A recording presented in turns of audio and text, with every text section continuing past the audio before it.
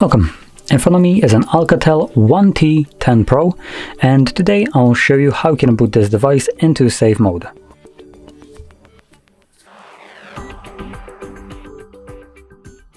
So to get started, you want to hold your power button, and when you see your boot options right here on the side, hold power off.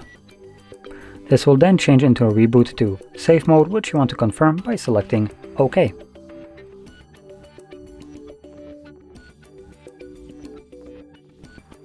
And as you can see, we are now in safe mode. Now in this mode, only the pre-installed applications will work, so any app that you have installed yourself will be temporarily disabled, which you can see because it's going to become this kind of monochrome grayish color. So there we go. Now once you're done troubleshooting your device, you can exit this mode by holding your power button again and selecting restart. Once the device reboots, it will automatically go back to normal mode. Now with that being said, if you found this very helpful, don't forget to hit like, subscribe, and thanks for watching.